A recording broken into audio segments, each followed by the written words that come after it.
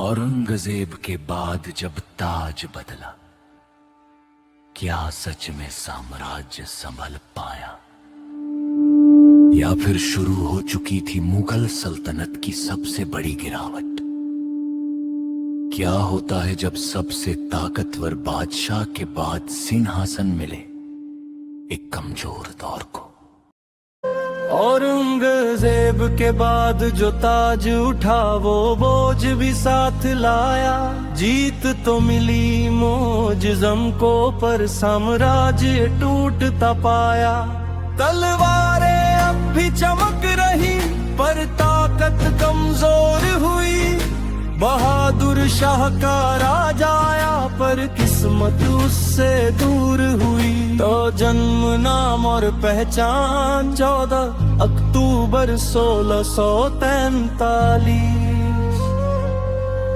मुअज्जम नाम पड़ा औरंगजेब का, ज्येष्ठ पुत्र भाग्य से सिंहासन जुड़ा। बाद में शालम प्रथम कहलाया, इतिहास में बहादुर शाह नाम से छाया। पिता औरंगजेब के साथ जटिल संबंध। पिता सख्त शक से भरे, बेटे पर भी विश्वास कम। कभी सूबेदारी मिली, कभी कैद का भी मिला गम। काबुल, दक्कन, मुल्तान, कई सूबों का शासन संभाला। अनुभव तो खूब पाया पर भरोसा कभी ना पाला। उत्तराधिकार युद्ध 1707 1709। औरंगजेब के जाते ही फिर वही ताज का खेल। आज़म शाह का बख्श मुअज्जम, तीनों तैयार तीनों मिल। जाजू का युद्ध 18 जून 1707। आगरा के पास जजू में निर्णायक संग्राम हुआ। आज़म शाह और उसका पुत्र दोनों का अंत वही हुआ। 1707 में बना शहंशाह पर हालात थे खराब। खजाना कमजोर, सेना थकी, चारों ओर था दबाव। सूबेदार मजबूत हो रहे, केंद्र की पकड़ ढीली। दिल्ली की सत्ता अब पहले जैसी ना रही। बारूद हर बदनी की संतुलन की कोशिश। औरंगजेब की कठोरता से थोड़ा हटकर राह चुनी। जजिया को ढीला किया, धार्मिक नीति कुछ नरमी बनी। राजपूतों से समझौता, अंबर और मरवाड़ से बात, पर पूरी तरह विश्वास न लौटा। रिश्तों में रही खटास। सिख नीति और बड़ा टकराव। गुरु गोविंद सिंह से मुलाकात, सम्मान का आदान प्रदान। पर उनके बाद हालात बदले, शुरू हुआ संघर्ष महा। बंदा सिंह बहादुर का उदय 1708 1712। पंजाब में विद्रोह उठा, सरहिंद तक असर गया। जमींदारों किसानों ने मुगल सेगा को चुनौती दिया। बहादुर शाह खुद उतर गया दामन करने के लिए। पर विद्रोह पूरी तरह न रुका, बीज बो गया आगे के लिए। राजपूत नीति, समझौता और संघर्ष दोनों। जयपुर, अंबर और जोधपुर, मारवाड़ से रिश्ते सुधारे। पर उत्तराधिकार के विवादों ने फिर हालात बिगाड़े। अजित सिंह और जय सिंह से समझौते किए गए, पर स्थायी शांति न बन सकी। विश्वास अधूरे रहे। और मराठा और दक्कन की स्थिति, मराठों की शक्ति अब बढ़ रही, नियंत्रण मुश्किल हुआ, छत्रपति और सरदारों का प्रभाव दक्कन में प्रबल हुआ।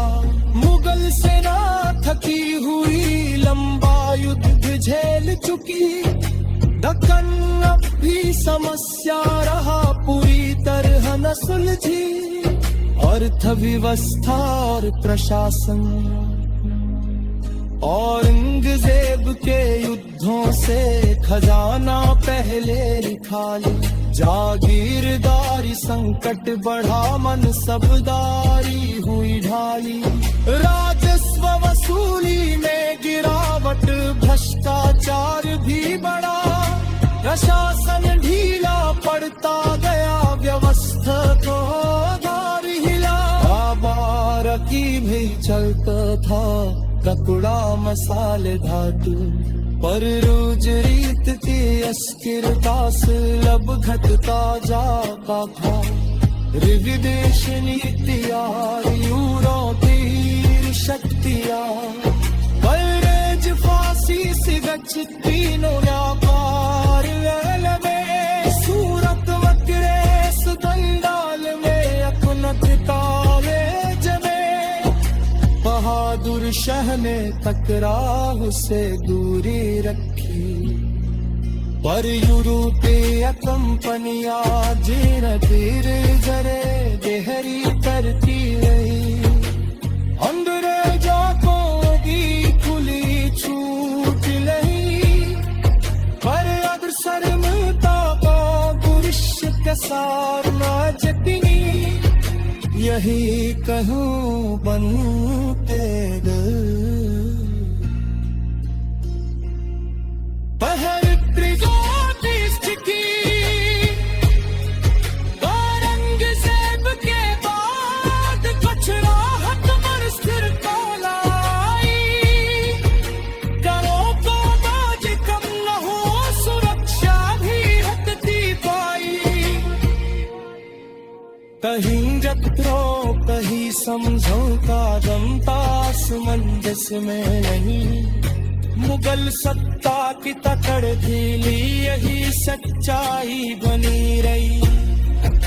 और अंतिम वर्ष प्रयास और थकान, बहादुर शाह ने जोड़ा बहुत, पर समय साथ न दे पाया। हर मोर्चे पर संघर्ष था, कोई समाधान न आया। बुढ़ापे में भी मैदान में उसने खुद नेतृत्व किया, पर कमजोर होती शक्ति ने उसे थका दिया। मृत्यु और परिणाम 27 फरवरी 1712 लाहौर में अंत हुआ। एक संतुलित शासक गया, पर साम्राज्य और कमजोर हुआ।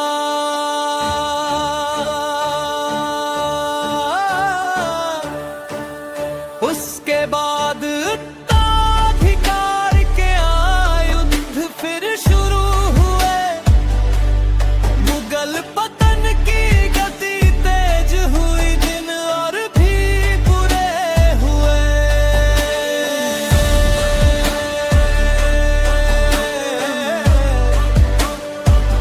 दिन और भी बुरे।